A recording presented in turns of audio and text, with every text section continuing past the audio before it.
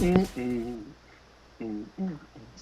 Well, good evening, everybody. It is great to be with you on this another Wednesday night live with the pastors. My name's Jeremy, Pastor Jeremy, and I am so privileged to be with our the finest clergy team on all of Pine Road.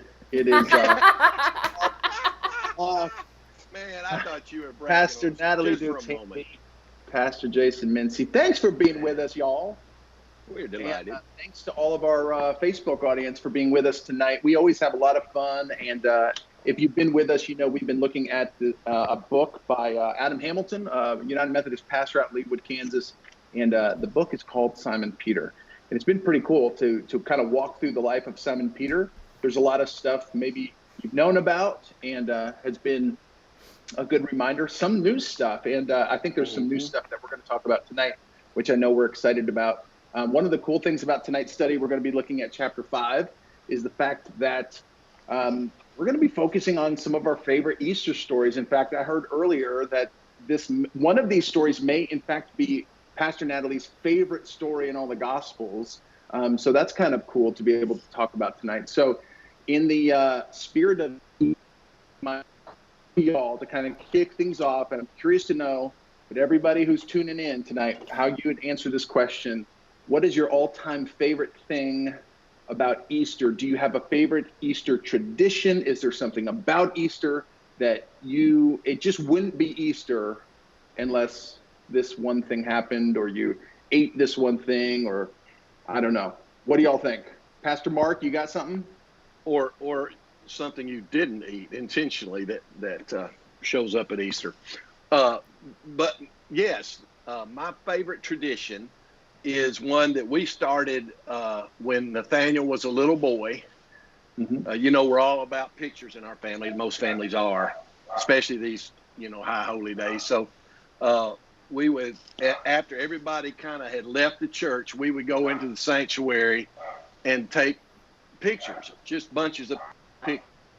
We had a friend that would stick in there and take pictures of the four of us, and then we'd do. Anyway, long story short, the one that has become my favorite was it just happened that I grabbed Nathaniel and I threw him up in the air, and he Oh. went up, and his face is just joy and fright, all at once. Um, and Kind of because like he was Easter. little, I mean, he was probably, early on, maybe even 4 years old. I started doing that. Obviously, that has become a little more difficult with Nathaniel because he's almost 6 foot now. But we still try to be creative to try to make a picture appear that I've thrown him up. Oh, I can still toss Jonathan up, and we can still get that one where his hair goes up, and as he goes up. That's our favorite. That's my favorite. I can't that's speak for pretty Don. cool. Okay. All right. What about you, Very Pastor fun. Jason? Well, we always spent, when we lived in North Carolina, we would always spend Easters and most holidays with my dad's mom and dad, my grandparents on his side. Mm. And he was the youngest of 9, so we always had big gatherings, and I always ate really well. I remember the one year that Granddaddy killed a pig, and we had fresh barbecue. So that's probably the one that Wow. sticks in my mind the most. But they're all fun, lots of eggs. I remember hating boiled eggs then, but love them now. You know how your taste Uh, changes as you get older, but yeah, I remember not being able to stand the sight of them other than just, hunting them and big Easter egg hunts. Same kind of stuff that I'm sure y'all did too when you were growing up. Did you use yeah. real eggs for the Easter egg hunts, or did y'all We use? did. That was one of the Wow. fun things that the grandkids did was, Grandma would boil 6, 7 dozen eggs, and then we would Wow. paint them and hide them, and That's adults would hide them, amazing. and we'd find them. So that was And always then fun. Easter at the Mincy's. Tell you Um, wow. what. Pastor Natalie, what about you? I think there's just a lot of great memories associated with Easter, but I do think one of my favorites is we make an Easter bunny cake every year. It's super easy to make and cutesy and prepackaged cake mix and icing and that kind of stuff. So I don't want to oversell what it is, but I just have memories from when I was a little kid doing it with my grandma and my mom, and that was always our thing of, and my little sister, we would always just make this cake together throughout the year, and so we even did that this past, well, I guess not this past year because we weren't all together for Easter, but you know, even as people move and change and things change, we still put together the Easter cake, and that's one of my favorite things. Was it always the same flavor every year, or did it change? Yes, my favorite was always when we picked the funfetti cake, though, to be the base. Y'all know funfetti? No? Of course. Okay, yeah. No, I do Delicious. not. The funny part is to make it look like a bunny, you put coconut on it to like make it look fluffy or whatever. Yeah. And I hate That ruins coconut. it. Yeah, that ruins it. Girl, please. Love it. So I do, yes, I Really do hurt now my- remember this year we did make, Montana and I made the Easter cake because that was when everything, you really definitely couldn't be around anyone. And so I made it without Right. coconut because I was like, haha, this year I can actually eat it. Revenge. So we've got a lot of comments though if you want to hear from some Give other it to me. people. I want to hear them. Steve Ring believes that Jason was not being fully truthful and says that Jason's favorite part about Easter is Peeps. So is that, I don't know if that's No. accurate. I'm not a Peeps fan. We have Peeps I'm not fans in either. my family, but I'm not one of them. Me No. neither. What about Yeah. you, Jeremy? Do you like Peeps? No, in fact, I was going to ask you creep if me there's out. anything you don't like about Easter, and that's my number one. I do not. Yeah, me too. They are nasty. That's the first thing I think of. Ugh, Mhm. yuck. Well, that's another thing you can tell us in the comment section real quick. Are you for Peeps or against Peeps? I would be interested to see. They're gross. And then Tommy and Donna shared that they love bringing a flower to HMUMC to place on the cross outside the church.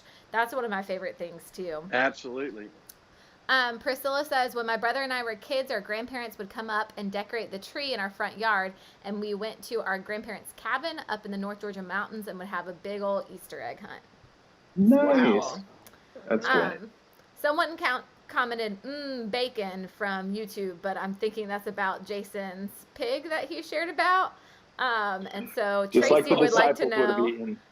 Tracy would like to know, Oh. Jason, was the pig's head Yeah. on the platter with the barbecue? Goodness. Oh.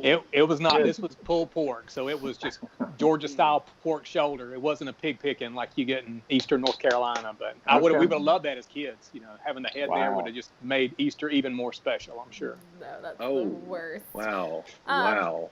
Suzanne says, I always thought it wouldn't be Easter without going to church, since we didn't get to go to church this year. But Easter still came, and it was a beautiful Yes. online service. So I think that that's a great reminder too. I was going to say, I think I missed the most with the outdoor service, and that's what I've loved about our outdoor worship. It Me has a too. little bit of an Easter morning sunrise Yeah, service it vibe. does. I like it. Mhm. I like I it. do too, and that's what I've heard from a lot of people coming to the outdoor worship service. It feels really special because of that. So, Yeah. Barry shares that a rabbit that his mom bought before he was born, and he gets it down every Easter. So he still has it. Like, I'm thinking like a little Oh man, Wow. that's sweet. stuffed. Goodness. That might be the winner in my Yeah. house. Sweet. And then we just have a lot of people that are very against Peeps. So, Yucky Peeps, boo Peeps, Peeps are no bueno, no to Peeps, say no to Peeps. What? you know, in And all a the different world where flavors there's so now. much All the divide, different when there's so flavors. much division, that we can come together on one thing. This is beautiful. It tells me that, you know, that unity is There's still hope. possible, There's and still there is hope in the hope. world. There's hope in the world. Hallelujah. Hallelujah. Well, before we get to the stories of Easter, let's backtrack for a minute and kind of remember where we've been, because last week was a powerful reminder of what I would say is almost unequivocally the worst night of Peter's life. Like, there could have been another night that was close, like maybe he had food poisoning one night and he was, you know, or maybe, but I doubt it. I have to think that this was like just hands down the worst night of his life. Starts at the Last Supper, and very famously, maybe infamously, says to Jesus, "Even if I must die, I will, you know, never leave your side. I'll be with you to the end." And Jesus says, "I'm not so sure about that. In fact, let me tell you about what's going to happen." Shares with him about the 3 times denial, and from there he goes out. Jesus prays, says, "Hey, would you mind praying for me?" Falls asleep. gets arrested, goes, chops off one of the soldiers' ears. Jesus, like, come on, really? After 3 years, and then finally, when he's at the house of the high priest out in the courtyard, warming himself by the fire, 3 different times somebody comes up to him and says, "I think I know you. I'm pretty sure you were there, weren't you?" And he says, he even swears an oath, and he says, "I do not know the man." And so you can only imagine the realization of, oh my gosh, what have I done? But it doesn't stop there. Obviously, just a few hours later, Good Friday begins, and Jesus is crucified. Where the disciples are at that point, we're not exactly sure where Peter would have been, but no doubt word got back to them, whether they were watching from a distance or, gosh, it's just amazing to even think where they would have been. Lord knows the word got back to him and said, "Yeah, it's finished. He died."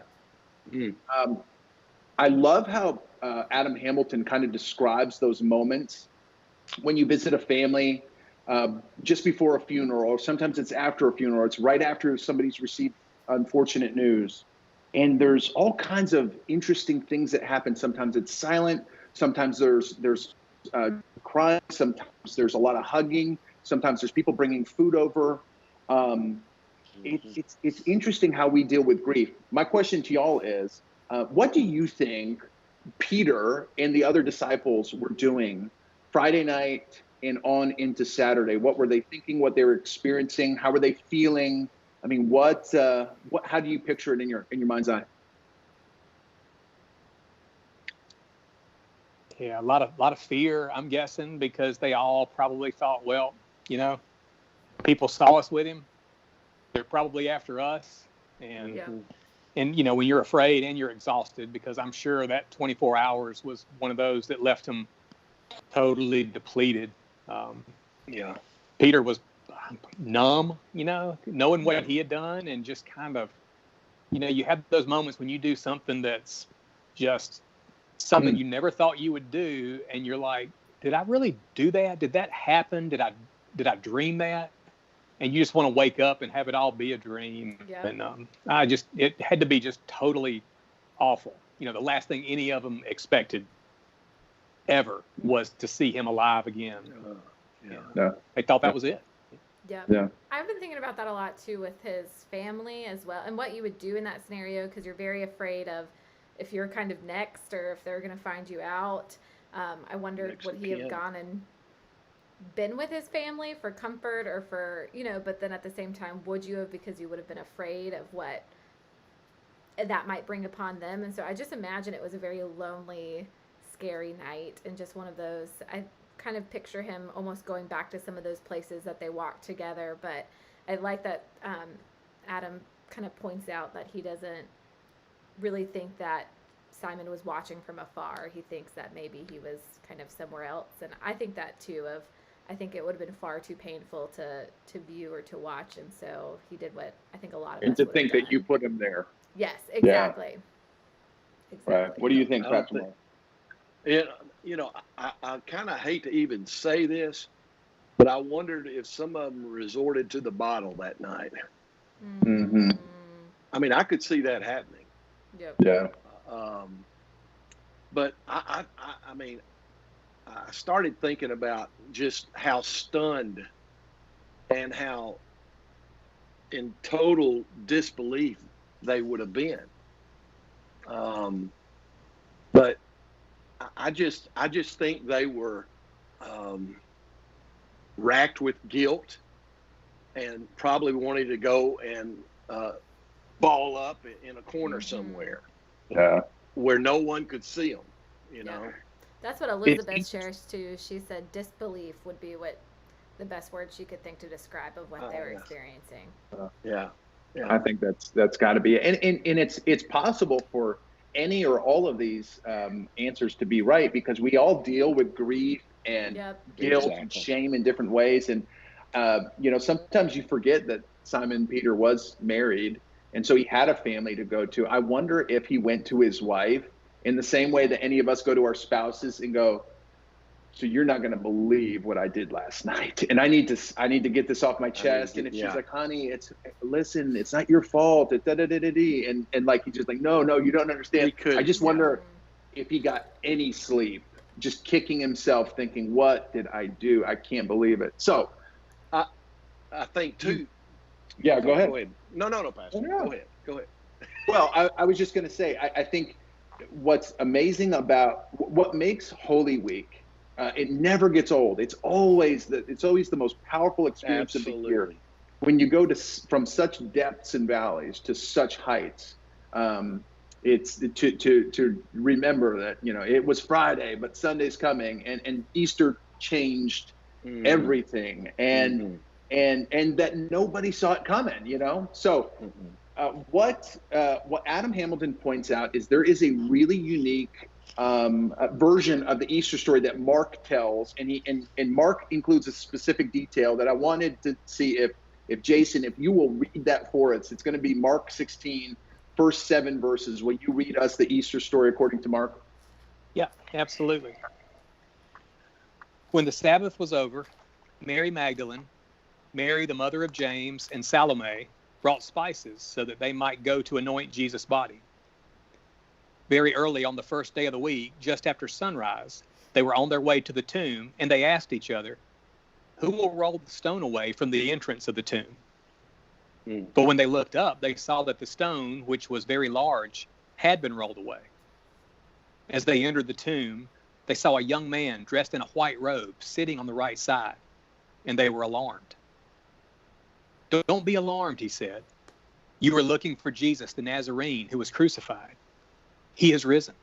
He is not here. See the place where they laid him. But go, tell his disciples and Peter, he is going ahead of you into Galilee. There you will see him, just as he told you. Wow. Pastor Mark, will you lead us in that verse of Christ the Lord is risen today? Christ the Lord. I'm ready. Let's do it. I feel I'm ready for Easter. I'm getting gospel chills, man. As you read that, Jason, that was beautiful. Yeah. Mark's version is so unique because it includes that one little interlude there, especially Peter. Go and tell the disciples, especially Peter. And I'm curious to know. Number one, was that eye-opening for you? Is that something you had noticed before? Scratch your head about. And if so, what do you think that meant for Peter when he heard that, when he was singled out as somebody for whom the good news was meant to be heard? What do you think? How do you think that hit him as he heard that? What do you think, Pastor Natalie? I've been thinking a lot about this too, because I think Hamilton takes a really positive approach of what he would have thought being called out. But in most of the gospel, when Peter gets kind of called out one-on-one, it's not always a good thing, right? And that's typically when he's being kind of chastised for something that he's done. So I can't help but think if a part of him was like, oh man, like while he's walking to see, yes, that Jesus wants to see everybody, but especially me. Sometimes that might not be exactly a good thing. But I also feel like it probably felt very natural to him, and almost another little clue that this is really Jesus, because all the time I think Jesus is doing this with Peter of like, go and do this, and especially you, Peter, you need to come and be a part of this. And so that's what I thought a lot about, is that walk to wherever they were going or gathering or whatever, that maybe it wasn't all like, oh, I'm the special one, Jesus really wants to see just me, but I know everything that I did. I know how I denied him. I know how I left him. What if he wants to talk to me about that? And I don't know. That's one thought that I had. So a little bit of a darker approach than I think Hamilton took with it. Yeah. But an interesting one, and certainly one that I think is plausible. What do you think, Pastor Jason? Yeah, he was probably hopeful and afraid at the same time. You know, is he going to tell me it's all okay, or does he just want to, really make me suffer over this? And he probably was hoping for one and dreading the other, but it had to be uncomfortable. And knowing Peter, I'm sure that he agonized over it, and until the very last moment. Yep. Even and I'm thrilled we're going to get to hear about that moment tonight. But yeah, I'm sure even right up until Jesus spoke to him, he was curious to know. He was on pins and needles. Yeah. Mm-hmm. Yeah. What do you think, Pastor Mark? I was wondering, I thought about this, that maybe Jesus, knowing that Peter was going back to Galilee and that his natural inclination might be to get in there and just start doing what he used to do, that he just wanted him to say, hey, don't go by the boat back yet. Just, I'm giving you a little forewarning, I'm coming. We've got some more work to do. That's what came to my mind. Yeah. That so many amazing possibilities, because I think you can take a positive approach, negative approach. Was there any part of Peter who, would have thought he couldn't mean me? And so that was one of those things that, God knew Peter needed that. No, I mean you too. I mean you too. Who, me? So it's a fascinating piece of a detail in the Easter story, but there's also one that when you read Luke's version of the Easter story that he includes. In fact, if you look at verses 11 and 12 from Luke 24, there's a really interesting piece of detail. Mark, will you read that for us? Sure. But they did not believe the women, because their words seemed to be like nonsense. Peter, however, got up and ran to the tomb. Bending over, he saw the strips of linen lying by themselves, and he went away wondering to himself what had happened. So much good stuff there. Yes. You got to love the fact that the Gospels are real enough to say that the good news of Easter almost sounds too good to be true. Mm-hmm. In fact, that was literally the first thing that the disciples thought. There's no way this isn't possible. We saw it. We heard about the news. We were there, or at least some of us were. Mm-hmm. So it's an interesting thing to look at how they responded to the women's witness. But then there's that detail that Luke says, but Peter ran to the tomb. John's version says John and Peter ran, and they actually had a foot race. But Luke says it was Peter. And so I'm curious how you read that. Like, what was the reasoning? Is this a spark of hope for Peter? And he's like, oh, my goodness, I've got to see this for myself. Was it a nervous kind of like, wait a second, was it maybe the body's been stolen? I need to go and find out. What do you think? Yeah. Pastor Natalie, you got some thoughts there? I think it could be a couple of things. I think one could really be that concern of, I think his body has been taken. I think that could really be something like, I need to go and check this out. But I think another is, it says that they didn't believe the women because their words seemed like nonsense. But these women that we're talking about were not only very close with Jesus, but they would have been very close with Peter. And so I can't help but think that maybe if everyone else is kind of writing this off of, they're just grieving or they're super emotional or whatever, that Peter knew them well enough to know this is not something that these women would just come in and say, that there must be something more to this. And that, especially with, Mary being a big part of this, and he'd seen how Mary and Jesus interacted and the impact that Jesus made on Mary Magdalene's life. I just don't think that he would have taken her words very lightly. And so I think while everybody else maybe was in a little bit of disbelief of what they said, he knew them well enough to know whatever has happened, I need to go check this out. And maybe it was hope. I think probably a lot of it was hope, but I think it's just a sign of trust of, I in some level believe what these women are saying, or I believe in them enough to know I need to go check out whatever they're saying. Okay. Pastor Jason, what are you thinking? Well, I think at this point, until Peter especially sees Jesus face to face, he's not going to fully believe, because even when he gets there, it doesn't say, wow, he saw the tomb empty. He immediately knew, all right, he's alive. Yeah, it was he wondered what was going on. So it was going to be one of those. I think it was that spark of hope. And after you've been sitting for a couple of days and just in limbo, literally not knowing, this was something, it's too crazy to hope for, but maybe. And it was enough to get him to jump up and sprint. and then you got a friend to run into. You can't let him win, so it just Mm-hmm. you run beside him.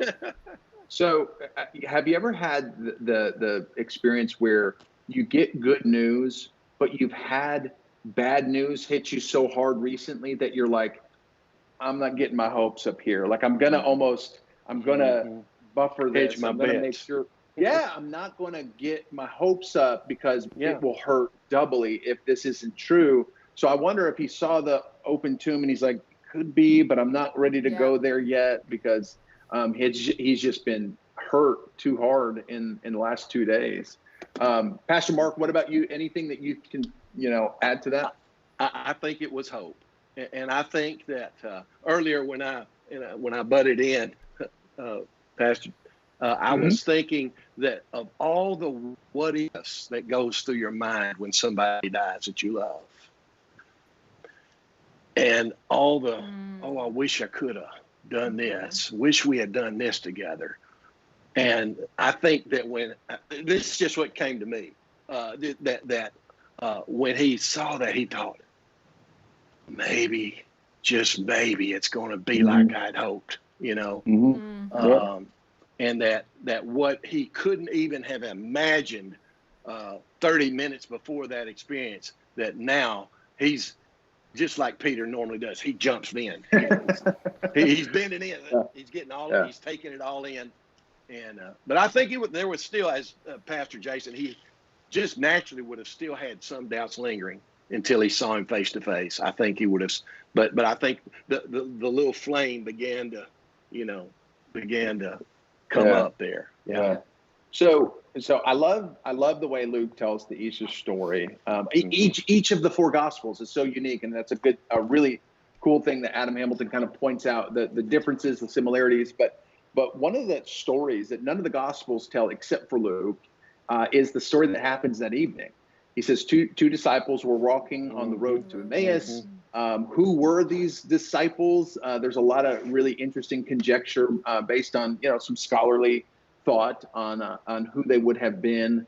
But all of a sudden, Jesus shows up. They can't recognize who he is, and he starts explaining to them what happened to this Jesus that they were talking about. And they get all the way to the end. And there's another really interesting detail to the Easter story. So I'm going to ask Pastor Natalie, will you read Luke 24 verses 28 through 35 for us? Yes. As they approached the village to which they were going, Jesus acted as if he were going farther. But they urged him strongly, "Stay with us, for it's nearly evening and the day is almost over." So Jesus went in to stay with them.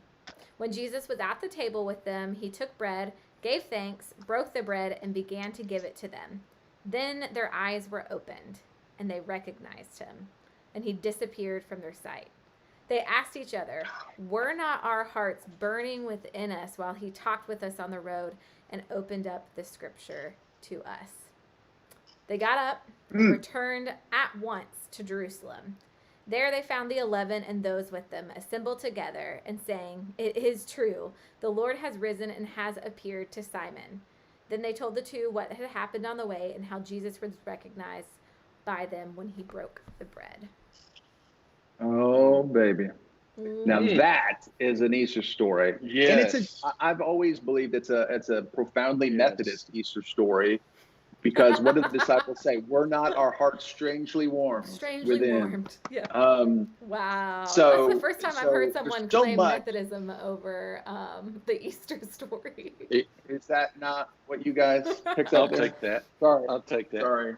No, keep going. So I mean, we could spend hours and weeks on just this story alone. I love this story, and it's always made my gears turn.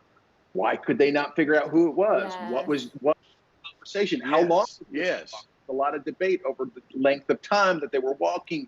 But for Luke, that's really not the important thing. It's once they got there was a single act that opened their eyes, and it was the breaking of bread. Not surprising for Luke. Luke loves to talk about Jesus doing ministry at the table. But the interesting part of this story is what happens once they head back to Jerusalem. They find the disciples, And I love their words here because they say, it is true. I mean, if that is not Easter proclamation, it is true. It is true. And then they add one little tidbit at the end where you go, huh. They say, and he has appeared to Simon. Now, I don't know about y'all, but I had never really picked up on that to say, wait a second, there was like this private account. I had always just assumed it had something to do with the early morning empty tomb, something along those lines. But what Adam Hamilton points out is that in 1 Corinthians 15, there is this thing where it says he has appeared to Cephas, meaning Peter, and there is this, belief that there was a meeting of Jesus and Peter. I know. So my question to y'all is, number one, has that ever crossed your mind? Is that new? Is that, or you're like, oh yeah, I've known that for years. But more importantly, what do you think happened? And I want to hear from our Bible study folks tonight. What do you think happened? What were the first words that Jesus said to Peter? What are the first words that Peter said to Jesus? Was it awkward? Was it beautiful? Was it emotional? What happened? What do y'all think? I'm going to start with Pastor. What do you think? Did you say to me? I did. Okay, I blanked out for a second. This story is one of my favorites, and just talking about it gives me gospel bumps. But I see this happening when Jesus shows himself to Peter, that Peter just falls at his feet, and he grabs him and just weeps. And that goes on for a while. Mm-hmm. Do you remember? In fact, we talked about it earlier in this study, and we've talked about it earlier in sermon series. But in that calling of the first disciples, and they cast the net on the other side, and then they have this huge catch. You remember what Peter does afterwards? He says, "Away from me, Lord, I'm a sinful man." A sinful man. Uh-huh. So it wouldn't have been the first time he did that. That's a good point. True. Yeah, that could be true. And then, I just think Jesus says, "Peter, come on up here." Mm-hmm. And then he hugs him. Yeah. And he said, "It's all right. We got a lot more to do yet." What do you think, Pastor Jason? What happened?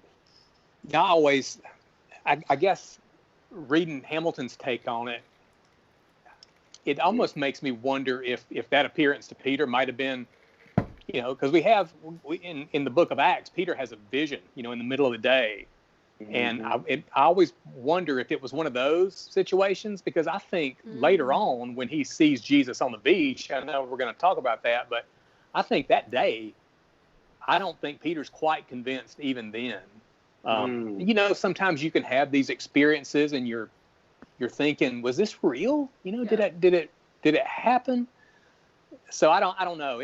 I'd love to think that, and maybe it was. We're all 2,000 years later looking back, trying to read into it as best we can. But it's I'm like y'all. I never really caught it before. I remember the line. And I remember reading the line 1,000 times, but never thinking, when did this happen? Because it's Easter night. It's still the same day. Yep. When they're walking. So the empty tomb just happened probably 12 hours before. So, yeah. Yep. Yeah. Wasn't a whole lot of time for it to happen. And those disciples, man, they got so many steps in on their Fitbit that day. Golly. They're back and forth. What do you think, Pastor Natalie? I was kind of in the camp with Pastor Mark of, I just really pictured a hug.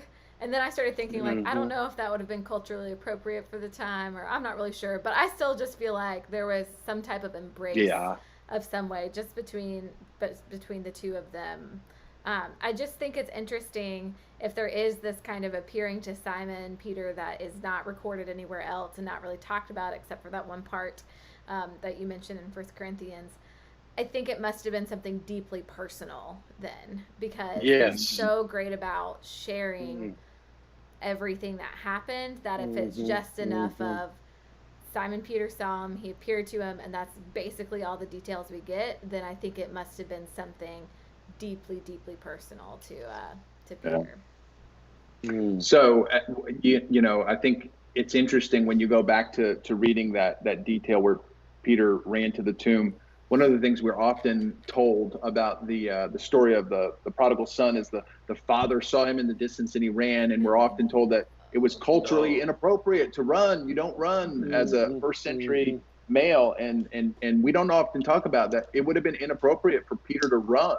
So clearly he was charged up enough to go do this thing. So I don't know that he would have cared about culturally appropriate, whether it was a hug or whatever, because he was just, I bet he is feeling pretty strong. Any comments in the Facebook comment section or YouTube that people want? Yeah. Let's see. Well, Steve brings up that in thinking about who these people on the road to Emmaus could have been, that they tell us the name Cleopas of one person, but that he thinks that maybe the second one is unnamed so that we can place ourselves in this story.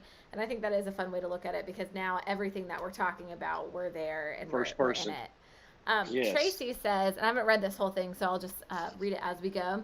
She says, I think Jesus approached Peter that way because he knew how much guilt Peter had after denying him. It's another assurance that his death covers our sin and frees us from it, and we're able to be close to God. Yes. Yeah. Absolutely.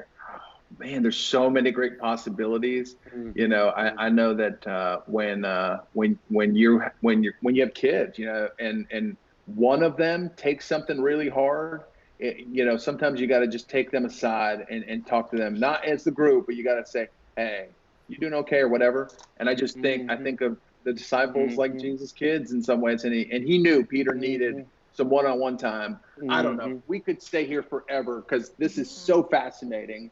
But there is one final story that Adam Hamilton focuses on probably the most in this chapter. And it is, in fact, Pastor Natalie's favorite story, right? So am I correct in saying that? Yes. The John 21. So what I want to ask Pastor Jason, if you would read for us the story of, it's not Easter, but it's post-resurrection, John 21, 1 through 17. Afterward, Jesus appeared again to his disciples by the Sea of Galilee. It happened this way.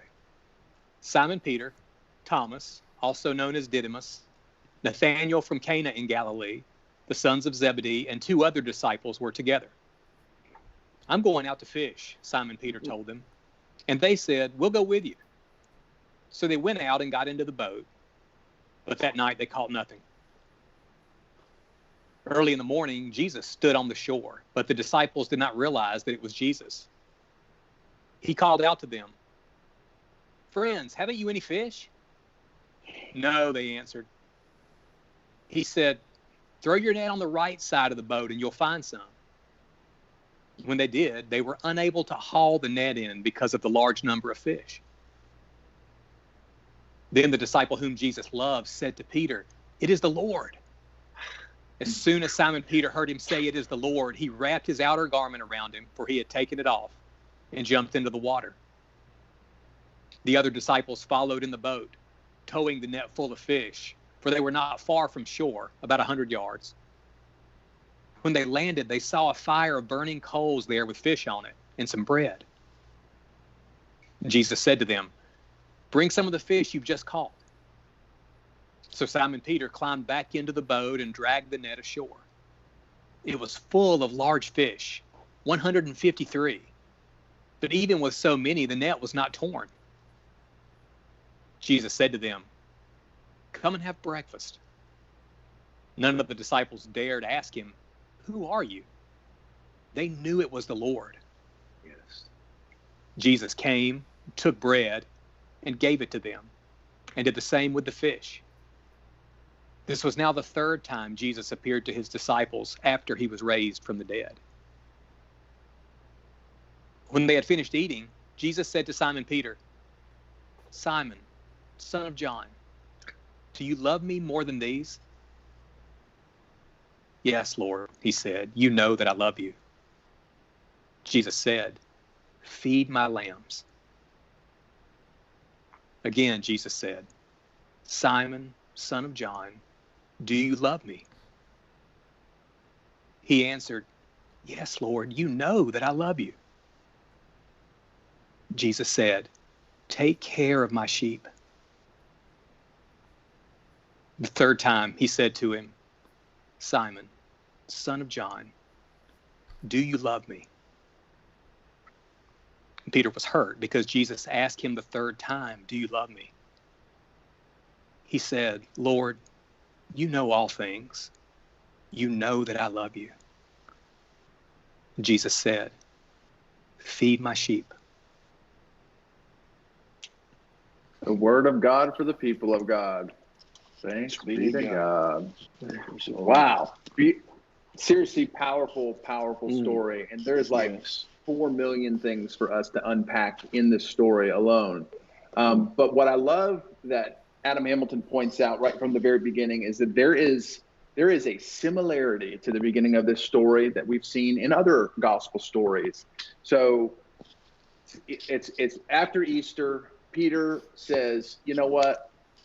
What do you do after your entire life, your direction in life? You're following this guy. Ministry was my life for the last 3 years, and now all of a sudden that's taken away. What do? You go back to your boats." So he goes fishing one morning. Others join him, and then all of a sudden, this guy on the shore asks them if they've caught anything, and then he tells them to cast their net on the other side of the boat. They do, and they have a miraculous catch of fish, so much that the nets are teeming.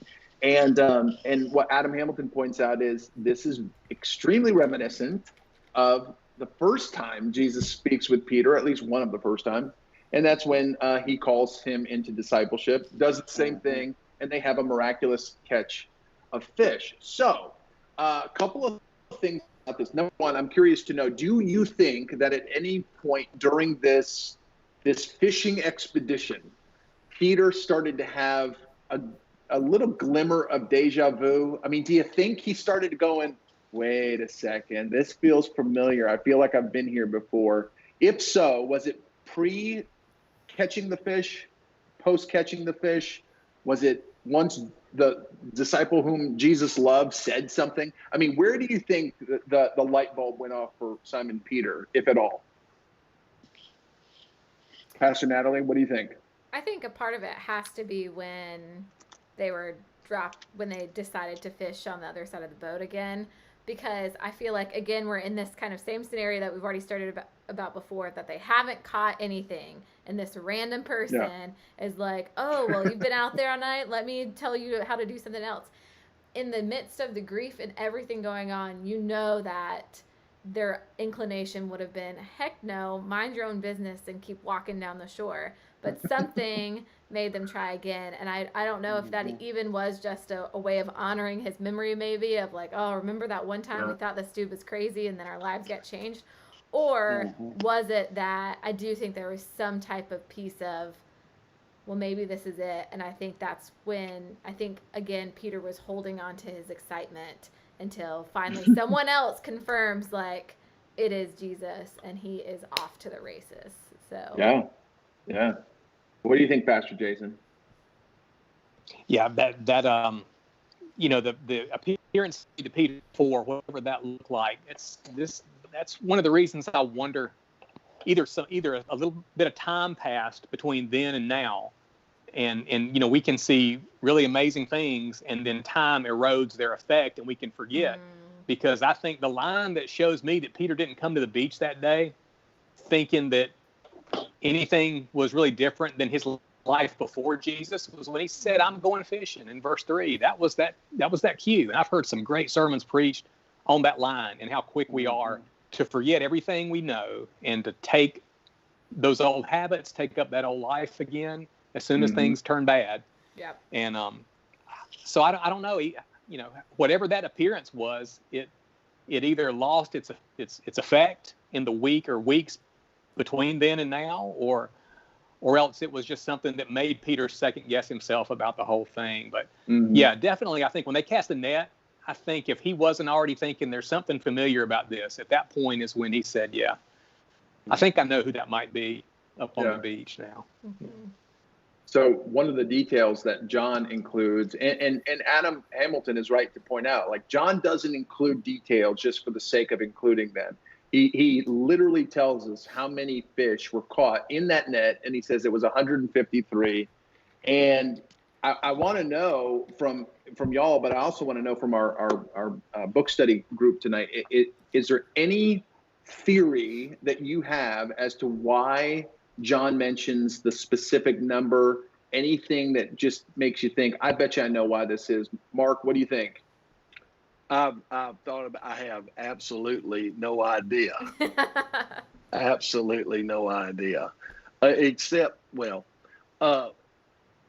I'm gonna let y'all go on with it. What do you think, Pastor Natalie? I don't really know either. I have read a lot of theories on the internet though, and they're interesting, and maybe some of them could be true, and several of them are like these crazy math equations to make out like something to equal something significant. So maybe all of those are true. I don't know. I also wondered if maybe it was just something that was kind of well known at the time, that maybe they would have been using a particular brand of fishnet or something, and everyone knew you couldn't get more than 150 fish in that net, and there was 153. Maybe that was like the commercial that constantly played. I don't know. So I have no idea. I hadn't thought of that. That's a theory I can honestly say I've never. I have not heard that one. No. I think it was St. Augustine who theorized that the numbers signified the fact that the numbers between 1 and 17, if you add them up, equal 153, and his explanation is that means completeness. And so it's a sign of the completeness of Easter and all that stuff. The story. I just, that whether seems that's a stretch. true or not, I'm just thinking, who took the time? Right. No, that's what I Exactly. think. No. 1 + 2 is 3. 3 + 3 is 6. Here's the other thing. If you're going to take the time to come up with a number that really means something for this detail, I feel like the author of John would have really gone with a number that would have been more obvious that this is what it's about or something. You know, like they caught 12 fish or 3 fish or like, I don't know, just something that could go. So, but the 153, I appreciate it. I mean, maybe they're right with the 1 through 17 and all that kind of stuff, but I feel like if you're going to make up a number to mean something, that you're going to like make it more obvious than that. Yeah. You got a theory, Pastor Jason? 120. I just kind of think 40 times 3. It's the number, you know. Right. What's the math Forgive term Rain for that? Man. He's working on something. I'm trying to figure it out. I think, you know how John ever he alludes a couple of different times, 3 or 4 different times, that, you know, the disciple Jesus loved, and he never comes out and says he's the author by name. And I think this is just another one of those nods that, hey, to prove to you I was there, there were 153 fish in that net. Why would I make that number up? You know, that's just adding to his credibility as the author. I saw it. Okay. It's just too specific a number to say. Yeah. I mean, I don't know if maybe there's some deep significance, but I know we always look for that stuff. As the part of our human nature St. is Augustine to try to spent a lot of time. Yeah. Well, it's intrigued people throughout church history, and I think you're right. What's interesting about John is he often offers us these nuggets, one of which we're going to get to in a second, but he does not tell us why. And so it really is up to the reader to kind of dig beneath the surface and find out what the spiritual meaning of some of this stuff is. Any theories on our comment section? Only one. 1 + 5 = 6. 6 - 3 = 3. And that's how many times Peter denied him. Obviously, she's joking. She just sent that back. I did not know that she was joking before, but she did just send, obviously I was joking. So that like got me good. So that was nobody knows. I was trying to go with it. I was trying to, okay. Yeah, no, I totally agree with that. From the boat filled with fish, the nets filled with fish, to the seashore, we get this beautiful little kind of scene where Jesus is cooking breakfast for the disciples. He fries them some fish, cooks them over a fire, and it's kind of cool. One of the things that he notes is that he, in fact, not just made them fish, but he also broke bread with them. And of course, anytime we read, that Jesus broke bread, we think of the Last Supper, we think of communion. As even just in our conversation tonight, I started thinking about how many times that breaking of bread plays a role in post-resurrection story. And so whether it's on the, or in this scene, and I just wonder, what do you think was going through the disciples' mind? Did that communion link? Did it like go, oh my gosh, man, if this doesn't remind us of every time we did this, or reminds me of the Last Supper? Or do you think it was more like in hindsight they looked back and said, man, that breakfast was like communion that morning, if you think about it? What do y'all think? Do you think they noticed it in the moment? Yes. Natalie, you think yes? I think so. I also think that more than anything in those moments, it was proving for them that this is a real person sitting here. Like, I'm watching him pick up things. I'm watching him eat things. Like, this not is a ghost. This is a very, very real bodily resurrection in the flesh. And so I think that kind of would have been playing through their minds of like, y'all see that he's eating right now, right? Like, this guy is actually really Why was that important for John? Do you know? There's something from seminary I remember about the like trying to prove that when John was writing that Jesus wasn't a ghost, that it was a real resurrection. Well, there were the Gnostics. See? And so, right. And so that was a purposeful thing to say this wasn't a ghost. He wasn't some ethereal being, but he was flesh and blood and very much. So, but I do think they would have also been thinking about the last meal that they shared with them. And then I also wonder if they were asking themselves, will this be the first of many meals with him again, or will this be one of our last ones too? So I wonder if the words came to mind though. This is my body, this is my blood, poured out for you and for the forgiveness of sins. If any of them were thinking of that, I mean, how powerful that must have been. But another detail of the breakfast story is the fact that John says, and Jesus was cooking not just over a fire, but over a charcoal fire. This is probably my favorite detail in the Gospel of John, where Adam Hamilton points out there is only one other instance where a charcoal fire is mentioned. And where is that? What does Adam Hamilton point out? Where's the other charcoal fire? And the denial, when Peter's denying Christ. When he's outside. I think that is the most beautiful symmetry. Me too. That John doesn't put it in parentheses and say, hey, see what I did there? But that Peter was looking at that fire in the same way that he was probably staring at the embers of that charcoal fire that night. And I bet the smell and everything, the crackle of the man, just thought, whoa, brought me back to the worst night of my life. And wow. But now the best day all of a sudden, He's exactly. taken that horrible thing and turned it into something wonderful, The night in which he denies Jesus 3 times, Jesus is cooking over the same fire, and he asks a question 3 times, and the question is, do you love me? Yeah. And powerful question, to be sure. I think the answer that Peter gives is, of course, he says yes. Of course, you know all things, Lord, of course. And he's even hurt that Jesus would ask 3 times. So just in that detail alone, you get the sense Peter didn't really pick up on what Jesus is doing here, kind of connecting full denial to the threefold restoration, as they call it. But nevertheless, what Jesus says is, when he says, I do, Lord, he says, okay, in that case, feed my lambs, take care of my sheep, and feed my sheep. Well, Adam Hamilton points out, I think is so powerful. I love this detail. He said, when Jesus wanted to show us his love for us, he gave his life for us on the cross. Yeah.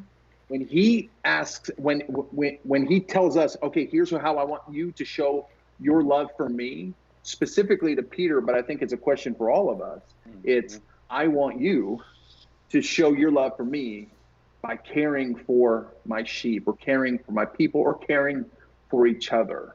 And that is profound. That is really profound because it's in that moment that Adam Hamilton says, the fisher of men became the shepherd of the flock. Yeah. And that's who Peter was. And it's really this restoration of the rock, Peter. And it's this beautiful scene. So last question of the night. I'm curious to know, when we think about acts of caring for one another, where have you seen the power of God through the caring of one another? I know Adam uses a beautiful story of people who had gone through a tragic loss. They lost their son, and the outpouring of love from different people in the community and in the church.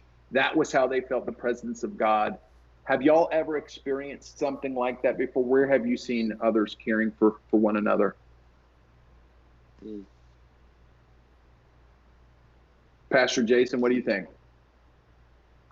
Well, the times when I see it that it moves me the most is when I know the hardship that someone is experiencing, and yet they're able to transcend that and to still be present with others. And we use that phrase Christ-like a lot, but I think about all the events, from especially from that last night, from the Last Supper together, through that evening, through the arrest, through the crucifixion, all that time Jesus knew what was coming, and he kept teaching them and loving them and being present with them when what he probably just wanted to do was, if I've got 6, 7, 8 hours before this happens, I just need some time to myself. But because he knew they needed him there, he gave that to them, his last hours. And, you see people sometimes that have been through this terrible tragedy and they're hurting, and yet they still,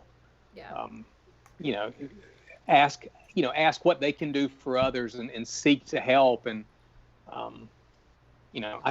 worry sometimes when we see Jesus' words, when he was asked about, what's the greatest commandment? And we break it in two because Jesus gave them one and then the other, love God with everything you've got and then love your neighbor as yourself. But I don't know that Jesus ever meant for those to be two different things. I think what he really wanted us to see was this, loving God is loving people. We want to separate it and make the loving God about that devotion and about the spiritual disciplines and those personal one-on-one aspects between us and God. But, in John's first epistle, I think he says, if you say that you love God, but you don't love others, you're not being honest. It's not true. You can't do one and not the other. And those are the ones that really just impact me. And I'm like, wow, it's when I get convicted and remember all the things I didn't do because I didn't feel like it. And yet I know what somebody else is going through and they were still able to act in that Christ-like way. That's pretty powerful. Yeah. Mm-hmm. Yeah. What about you, Pastor Natalie? I think very similar to Jason, just watching how people care for each other and kind of spring into action, and I think we are really blessed as pastors that we get such a front row seat to that. And even just how quickly in our church, especially, like something bad or hard happens, and then without fail, within like 3 minutes in my inbox is the invitation to the meal train, right? That there's just immediately that people spring into action. And especially